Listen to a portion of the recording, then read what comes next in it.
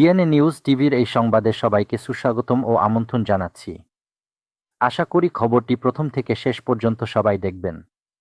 তাহলে চলুন শুরু করা যাক আজকের সংবাদ। ১,৬০০টি মামলা প্রত্যাহারের অনুমোদন দেওয়া হয়েছে। স্বরাষ্ট্রমন্ত্রী সালাহুদ্দিন আহমদ বলেছেন, বিগত ফ্যাসিস্ট সরকারের আমলে ১৭ বছর ধরে বিরোধী দলের নেতাকর্মীদের বিরুদ্ধে দায়ের করা রাজনৈতিক হয়রানিমূলক ১,০০৬টি মামলা প্রত্যাহারের অনুমোদন দেওয়া হয়েছে। স্বরাষ্ট্র মন্ত্রণালয়ের জনসংযোগ কর্মকর্তা পরিচালক ফয়সল হাসান স্বাক্ষরিত এক খুদে বার্তায় আজ রোববার এ তথ্য জানানো হয়। খুদে বার্তায় আরও বলা হয়, মামলাগুলো রাজনৈতিক উদ্দেশ্যপ্রণোদিত ছিল এবং এগুলোকে বিরোধীদলীয় নেতাকর্মীদের হয়রানি ও ভিন্নমত দমনের জন্য ব্যবহার করা হয়েছিল।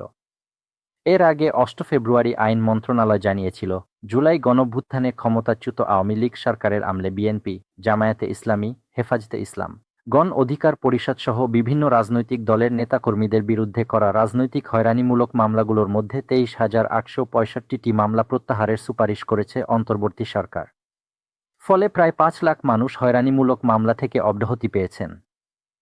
সংবাদটি শেষ পর্যন্ত দেখার জন্য আপনাকে অসংখ্য ধন্যবাদ। আশা করি ভিডিওটি লাইক করবেন, কমেন্টে আপনার ভালো মন্দ জানাতে পারেন, শেয়ার করে অন্যান্য বন্ধুদের কাছে ভিডিওটি পৌঁছে দিতে পারেন, যাতে সেও এই সংবাদটি শুনতেও দেখতে পারে। পরবর্তীতে আরও সুন্দর ভিডিও নিয়ে আপনাদের সামনে উপস্থিত হচ্ছি। সবাই ভালো থাকবেন। ধন্যবাদ সকলকে।